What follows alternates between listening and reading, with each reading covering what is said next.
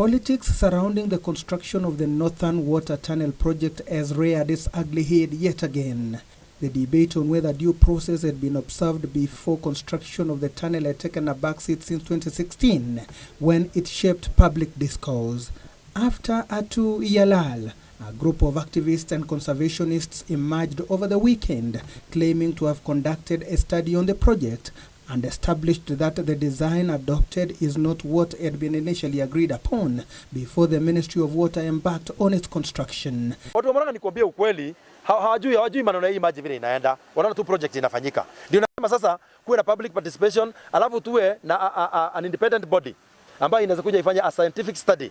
Iseme hii maji yote ikitolewa Murang'a, what will happen to Murang'a? Are we going to have more landslide? Are we going to have drought area? Murang'a sasa ile area ambayo ni dry iendelee kuongezeka ikipanda pande ya juu. So eventually we can have a devastating situation in Murang'a ambayo maji yote yetu imeenda. They expressed fears that if not halted, the construction of the tunnel will leave Murang'a and the surrounding counties dry.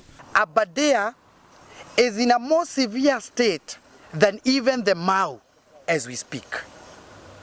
What we are saying is that we have exposed Aberdare as a water tower, and with less than 5 to 10 years, we will not have water from that particular tower, and therefore, the county of Murang'a, the county of Machakos, the county of Kitui, Makueni, Tana River, all the way to Indian Ocean, those counties can expect drought.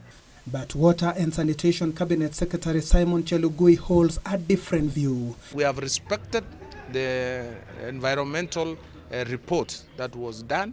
You remember it was protracted, but once we tabled our report, it was accepted and it was okayed, and that's why we have been going on very well. He says the water being drawn from the area will have little or no impact at all on the rivers mentioned. I want to assure you and the country and the environmentalists, this project is funded by the World Bank, not a local bank, by the World Bank.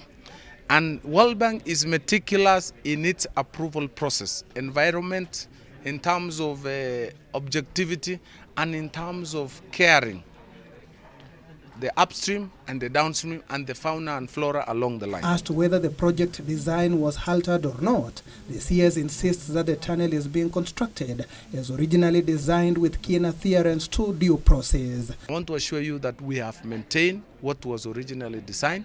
We have not changed a single bit of that design. And the project has not been completed. So you cannot make conclusion because the abstraction that we have targeted to take from the three rivers is one, the stormwater, and partially 4% of the three rivers. So, according to Chelugui, who spoke after an event to sign a memorandum of understanding between a German company and the Kenya Water Institute for Capacity Building in Nairobi, the activists are injecting politics into a project of huge significance to the country, wondering why no concern has been registered with his office. I want to invite those people who think that we are doing anything wrong to bring that information, because I'm yet to be informed, even in a WhatsApp, even in a SMS, even in a phone call, even in a letter. I'm not seeing it. So I want us to be to not frustrate development in the pretext of raising concerns which may not be founded. The construction of the multi-billion water tunnel is expected to be completed before the end of the year. Biegon reporting for Channel 1 News.